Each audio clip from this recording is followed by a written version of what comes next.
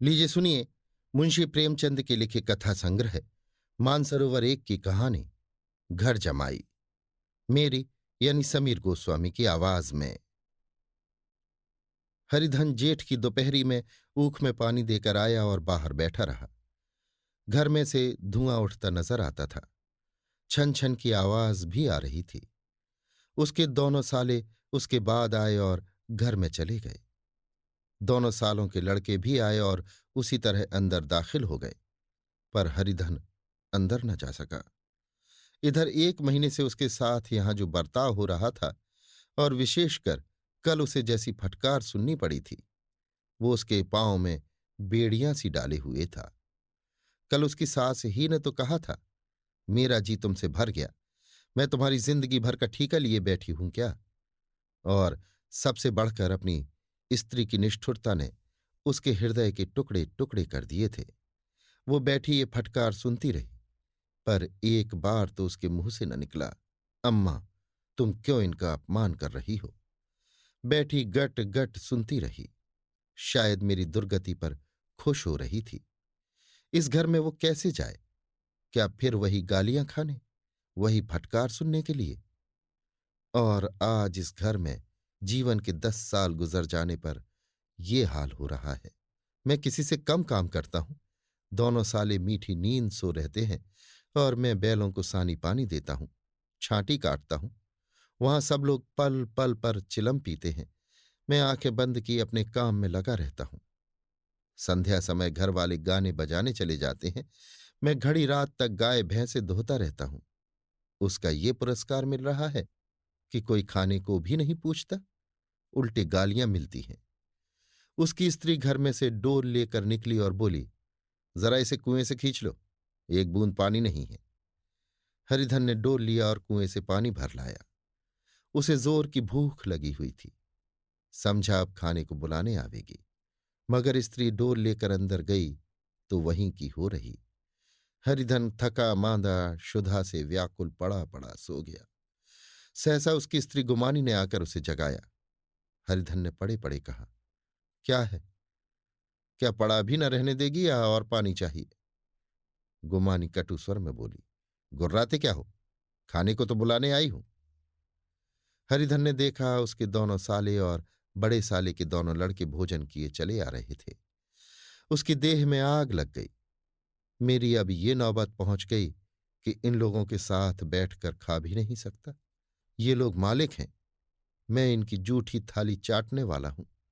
मैं इनका कुत्ता हूं, जिसे खाने के बाद एक टुकड़ा रोटी डाल दी जाती है।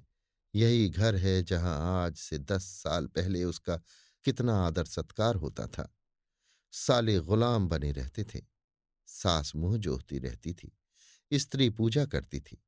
तब उसके पास रुपए थे, जायदाद थी। अब वो दरिद्र है। उसकी सारी जायदाद को इन्हीं लोगों ने कूड़ा कर दिया। अब उसे रोटियों के भी लाले हैं।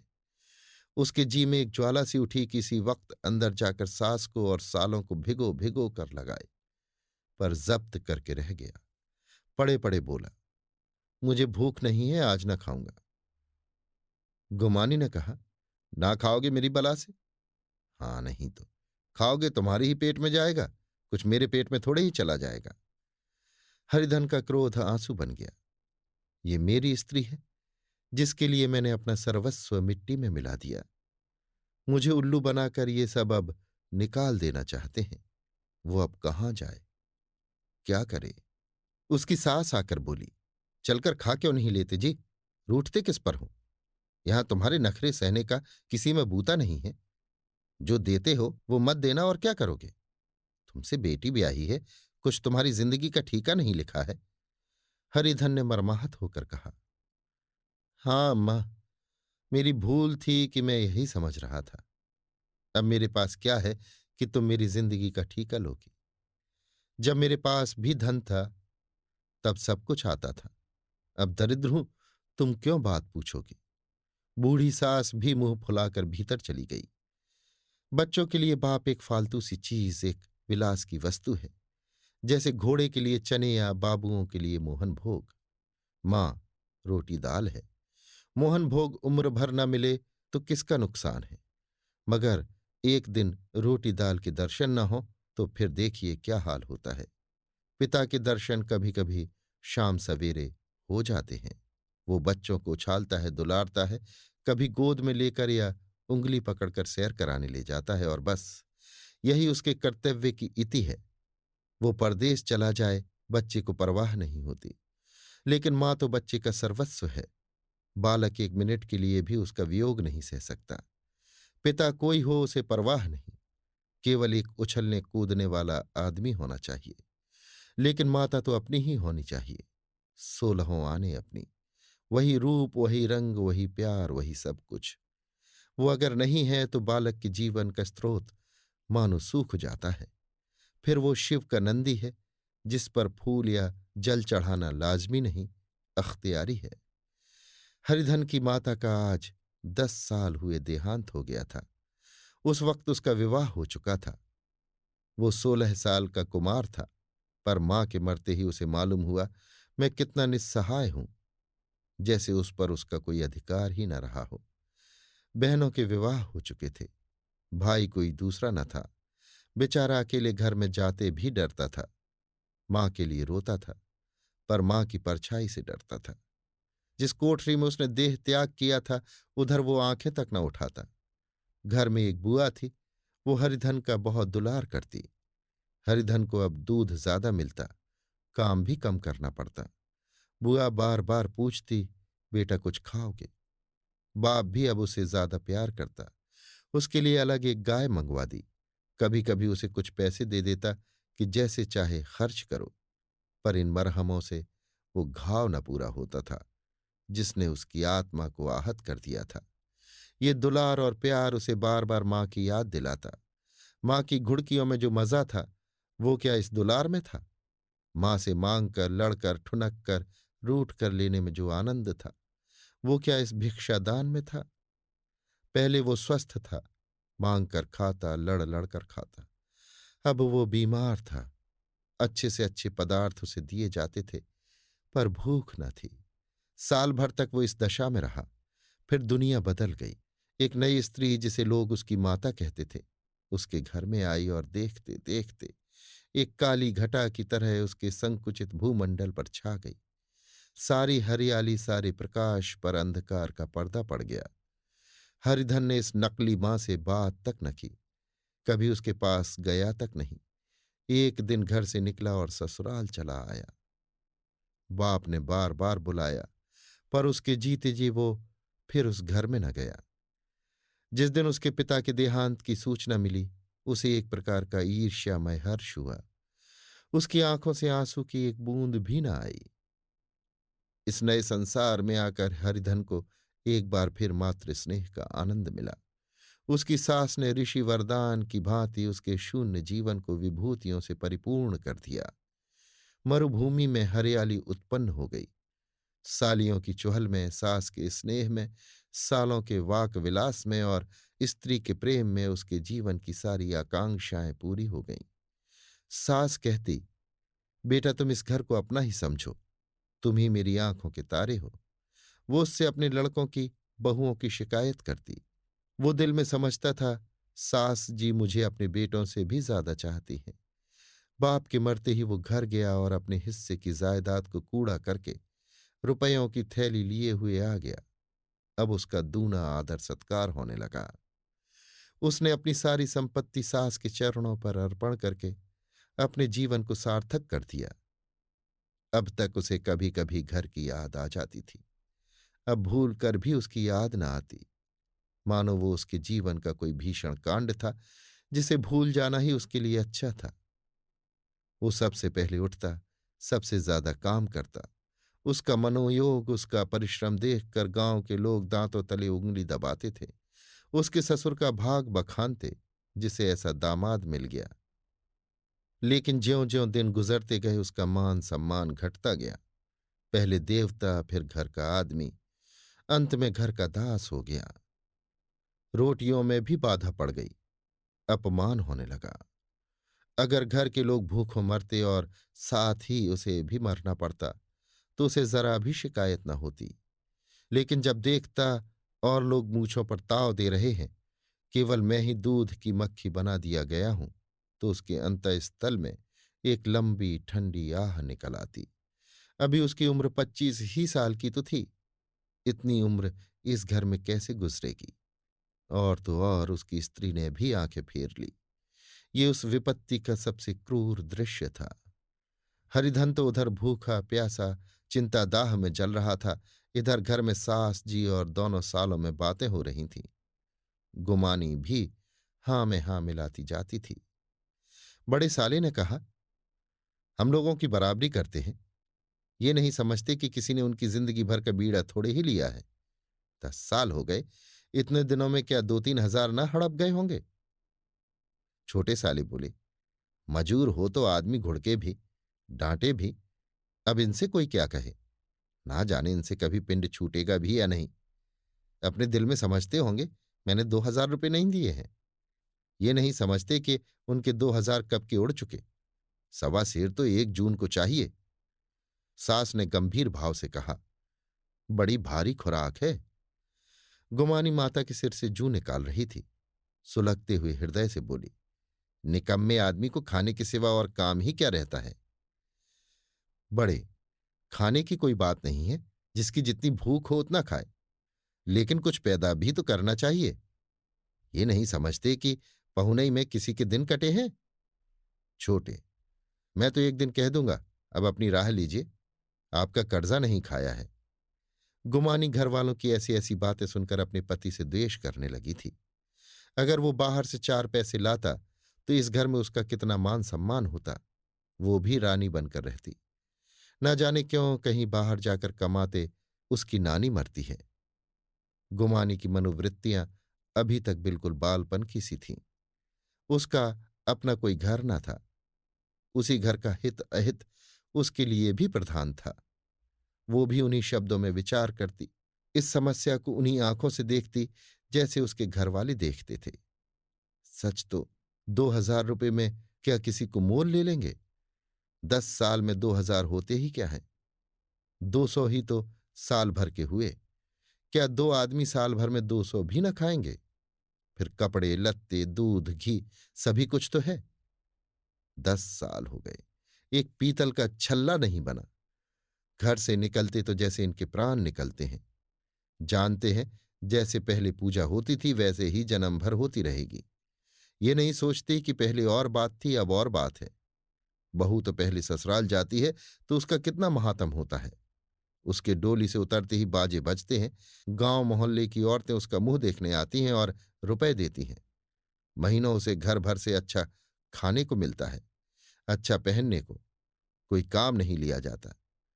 लेकिन 6 महीनों के बाद कोई उसकी बात भी नहीं पूछता।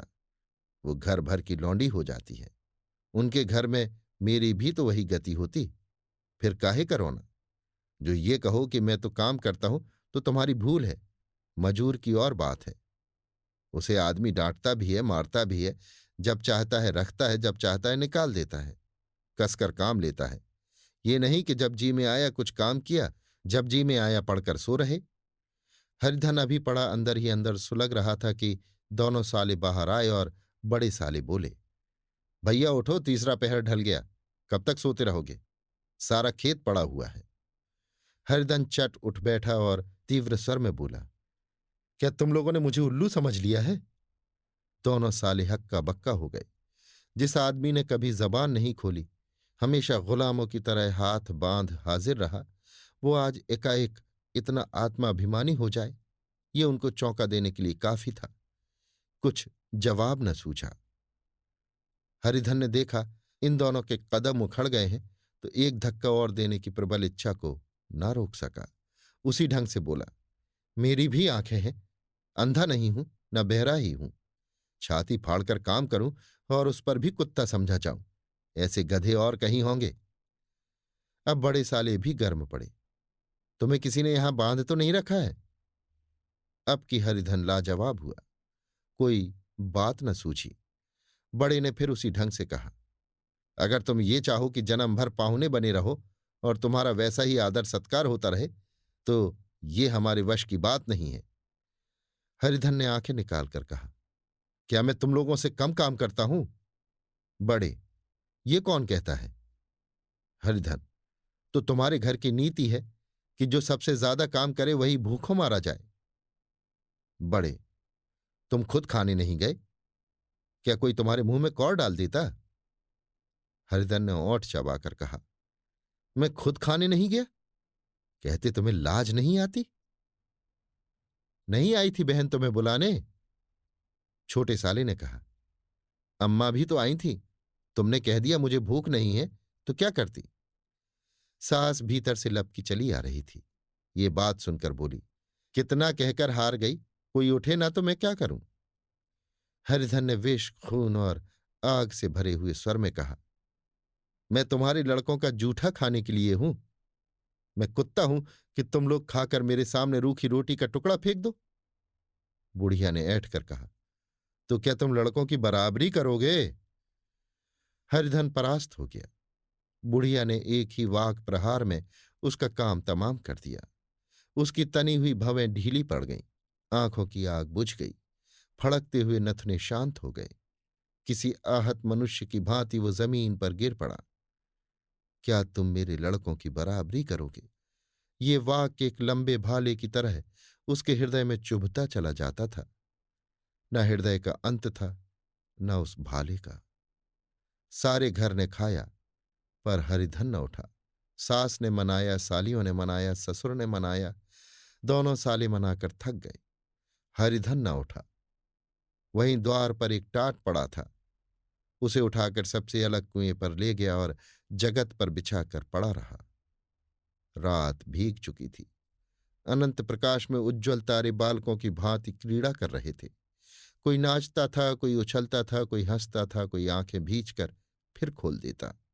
कोई साहसी बालक सपाटा भर के एक पल में उस विस्तृत क्षेत्र को पार कर लेता था और न जाने कहाँ छिप जाता था। हरिधन को अपना बचपन याद आया, जब वो भी इसी तरह क्रीड़ा करता था। उसकी बाल स्मृतियां उन्हीं चमकीले तारों की भांति प्रज्वलित हो गईं। वो अपना छोटा सा घर, वो आम के बाग जहां वो केरियां चुना करता था, वो मैदान जहां वो कबड्डी खेला करता था, सब उसे याद आने लगे। फिर अपनी स्नेहमयी माता की सदैव मूर्ति उसके सामने खड़ी हो गई। उन आंखों में कितनी करुणा थी, कितनी दया थी। उसे ऐसा जान पड़ा मानो माता आंखों में आंसू भरे उसे छाती से लगा लेने के लिए हाथ फैलाए उसकी ओर चली आ रही है। वो उस मधुर भावना में अपने को भूल गया। ऐसा जान पड़ा मानो माता ने उसे छाती से लगा लिया है और उसके सिर पर हाथ फेर रही है। वो रोने लगा, फूट फूट कर रोने लगा। उसी आत्म सम्मोहित दशा में उसके मुंह से ये शब्द निकला, अम्मा, तुमने मुझे इतना भुला दिया। देखो तुम्हारे प्यारे लाल की क्या दशा हो रही है। कोई उसे पानी को भी नहीं पूछता। क्या जहां तुम हो वहां मेरे लिए कोई जगह नहीं है? सहसा गुमानी ने आकर पुकारा, क्या सो गए तुम? नौज किसी को ऐसी राक्षसी नींद आए। चलकर खा क्यों नहीं लेते? कब तक कोई तुम्हारे लिए बैठा रहे? हरिधन उस कल्पना जगत से क्रूर प्रत्यक्ष में आ गया। वही कुएं की जगत थी, वही फटा हुआ टाट, और गुमानी सामने खड़ी कह रही थी, कब तक कोई तुम्हारे लिए बैठा रहे? हरिधन उठ बैठा और मानो तलवार म्यान से निकाल कर बोला, भला तुम्हें मेरी सुध तो आई। मैंने तो कह दिया था मुझे भूख नहीं है। गुमानी, तो कै दिन न खाओगे? अब इस घर का पानी भी न पीऊंगा। तुझे मेरे साथ चलना है या नहीं? दृढ़ संकल्प से भरे हुए इन शब्दों को सुनकर गुमानी सहम उठी। बोली, कहाँ जा रहे हो? हरिधन ने मानो नशे में कहा, तुझे इससे क्या मतलब? मेरे साथ चलोगी या नहीं? फिर पीछे से न कहना मुझसे कहा नहीं। गुमानी आपत्ति के भाव से बोली, तुम बताते क्यों नहीं कहाँ जा रहे हो? तू मेरे साथ चलेगी या नहीं? जब तक तुम बता न दोगे मैं नहीं जाऊंगी। तो मालूम हो गया तू नहीं जाना चाहती। मुझे इतना ही पूछना था, नहीं अब तक मैं आधी दूर निकल गया होता। ये कहकर वो उठा और अपने घर की ओर चला। गुमानी पुकारती रही, सुन लो, पर उसने पीछे फिरकर भी न देखा। 30 मील की मंजिल हरिधन ने 5 घंटों में तय की। जब वो अपने गांव की अमराइयों के सामने पहुंचा तो उसकी मातृ भावना उषा की सुनहरी गोद में खेल रही थी। उन वृक्षों को देखकर उसका विह्वल हृदय नाचने लगा। मंदिर का वो सुनहरा कलश देखकर वो इस तरह दौड़ा मानो एक छलांग में उसके ऊपर जा पहुंचेगा। वो वेग में दौड़ा जा रहा था, मानो उसकी माता गोद फैलाए उसे बुला रही हो। जब वो आमों के बाग में पहुंचा, जहां डालियों पर बैठकर वो हाथी की सवारी का आनंद पाता था, जहां की कच्ची बेरों और लिसोड़ों में एक स्वर्गीय स्वाद था, तो वो बैठ गया और भूमि पर सिर झुकाकर रोने लगा, मानो अपनी माता को अपनी विपत्ति कथा सुना रहा हो। वहां की वायु में, वहां के प्रकाश में मानो उसकी विराट रूपिणी माता व्याप्त हो रही थी। वहां की अंगुल अंगुल भूमि माता के पद चिन्हों से पवित्र थी। माता के स्नेह में डूबे हुए शब्द अभी तक मानो आकाश में गूंज रहे थे। इस वायु और इस आकाश में न जाने कौन सी संजीवनी थी, जिसने उसके शोकार्त हृदय को बालोत्साह से भर दिया। वो एक पेड़ पर चढ़ गया और अधर से आम तोड़ तोड़ कर खाने लगा। सास के वो कठोर शब्द, स्त्री का वो निष्ठुर आघात, वो सारा अपमान वो भूल गया। उसके पांव फूल गए थे, तलवों में जलन हो रही थी, पर इस आनंद में उसे किसी बात का ध्यान न था। सहसा रखवाले ने पुकारा, वो कौन ऊपर चढ़ा हुआ है रे? उतर अभी, नहीं तो ऐसा पत्थर खींचकर मारूंगा कि वहीं ठंडे हो जाओगे। उसने कई गालियां भी दी। इस फटकार और इन गालियों में इस समय हरिधन को अलौकिक आनंद मिल रहा था। वो डालियों में छिप गया, कई आम काट काट कर नीचे गिराए और जोर से ठट्ठा मारकर हंसा। ऐसी उल्लास से भरी हुई हंसी उसने बहुत दिनों से न हंसी थी। रखवाली को वो हंसी परिचित सी मालूम हुई। मगर हरिधन यहां कहाँ? वो तो ससुराल की रोटियां तोड़ रहा है। कैसा हंसोड़ा था, कितना चिबिल्ला! ना जाने बेचारे का क्या हाल हुआ। पेड़ की डाल से तालाब में कूद पड़ता था। अब गांव में ऐसा कौन है? डांट कर बोला, वहां बैठे बैठे हंसोगे तो आकर सारी हंसी निकाल दूंगा, नहीं सीधे से उतर आओ। वो गालियां देने जा रहा था कि एक गुठली आकर उसके सिर पर लगी। सिर सहलाता हुआ बोला, ये कौन शैतान है? नहीं मानता? ठहर तो मैं आकर तेरी खबर लेता हूं। उसने अपनी लकड़ी नीचे रख दी और बंदरों की तरह चटपट ऊपर चढ़ गया। देखा तो हरिधन बैठा मुस्कुरा रहा है। चकित होकर बोला, अरे हरिधन, तुम यहां कब आए? इस पेड़ पर कब से बैठे हो? दोनों बचपन सखा वहीं गले मिले। यहां कब आए? चलो घर चलो भले आदमी, क्या वहां आम भी मयस्सर न होते थे? हरिधन ने मुस्कुराकर कहा, मंगरू, इन आमों में जो स्वाद है वो और कहीं के आमों में नहीं है। गांव का क्या रंग ढंग है। मंगरू, सब चैन चान है भैया। तुमने तो जैसे नाता ही तोड़ लिया। इस तरह कोई अपना गांव घर छोड़ देता है? जब से तुम्हारे दादा मरे, सारी गृहस्थी चौपट हो गई। दो छोटे छोटे लड़के हैं, उनके किए क्या होता है? हरिधन, मुझे अब उस गृहस्थी से क्या वास्ता है भाई? मैं तो अपना ले दे चुका। मजूरी तो मिलेगी ना। तुम्हारी गैया मैं ही चरा दिया करूंगा, मुझे खाने को दे देना। मंगरू ने अविश्वास के भाव से कहा, अरे भैया कैसी बात करते हो? तुम्हारे लिए जान तक हाजिर है। क्या ससुराल में अब न रहोगे?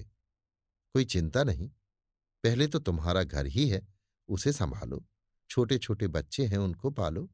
तुम नई अम्मा से नाहक डरते थे, बड़ी सीधी है बेचारी। बस अपनी मां ही समझो, तुम्हें पाकर तो निहाल हो जाएगी। अच्छा घरवाली को भी तो लाओगे? हरिधन, उसका अब मुंह न देखूंगा, मेरे लिए वो मर गई। मंगरू, तो दूसरी सगाई हो जाएगी। अब की ऐसी मेहरिया ला दूंगा कि उसके पैर धो धो कर पियोगे। लेकिन कहीं पहली भी आ गई तो? हरिधन, वो ना आएगी। हरिधन अपने घर पहुंचा तो दोनों भाई भैया आए कहकर भीतर दौड़े और मां को खबर दी। उस घर में कदम रखते ही हरिधन को ऐसी शांत महिमा का अनुभव हुआ, मानो वो अपनी मां की गोद में बैठा हुआ है। इतने दिनों ठोकरे खाने से उसका हृदय कोमल हो गया था। जहां पहले अभिमान था, आग्रह था, हेकड़ी थी, वहां अब निराशा थी, पराजय थी और याचना थी। बीमारी का जोर कम हो चला था। अब उस पर मामूली दवा भी असर कर सकती थी। किले की दीवारें छिद चुकी थीं। अब उसमें घुस जाना असह्य न था। वही घर जिससे वो एक दिन विरक्त हो गया था, अब गोद फैलाए उसे आश्रय देने को तैयार था। हरिधन का निरवलंबन मन ये आश्रय पाकर मानो तृप्त हो गया। शाम को विमाता ने कहा, बेटा, तुम घर आ गए, हमारे धन भाग। अब इन बच्चों को पालो। मां का नाता न सही, बाप का नाता तो है ही। मुझे एक रोटी दे देना, खाकर एक कोने में पड़ी रहूंगी। तुम्हारी अम्मा से मेरा बहन का नाता है, उस नाते से भी तो तुम मेरे लड़के होते हो। हरिधन की मातृ विह्वल आंखों को विमाता के रूप में अपनी माता के दर्शन हुए। घर के एक एक कोने में मातृ स्मृतियों की छटा चांदनी की भांति छिटकी हुई थी। विमाता का प्रौढ़ मुखमंडल भी उसी छटा से रंजित था। दूसरे दिन हरिधन फिर कंधे पर हल रखकर खेत को चला। उसके मुख पर उल्लास था और आंखों में गर्व। वह अब किसी का आश्रित नहीं, आश्रयदाता था। किसी के द्वार का भिक्षुक नहीं, घर का रक्षक था। एक दिन उसने सुना गुमानी ने दूसरा घर कर लिया। मां से बोला, तुमने सुना काकी, गुमानी ने घर कर लिया।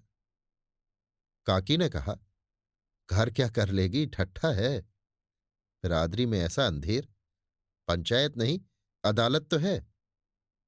हरिधन ने कहा, नहीं काकी, बहुत अच्छा हुआ। ला, महावीर जी को लड्डू चढ़ाऊं। मैं तो डर रहा था कहीं मेरे गले ना आ पड़े। भगवान ने मेरी सुन ली। मैं वहां से यही ठान कर चला था, अब उसका मुंह न देखूंगा। अभी आप सुन रहे थे मुंशी प्रेमचंद के लिखे कथा संग्रह मानसरोवर एक की कहानी घर जमाई, मेरी यानी समीर गोस्वामी की आवाज में।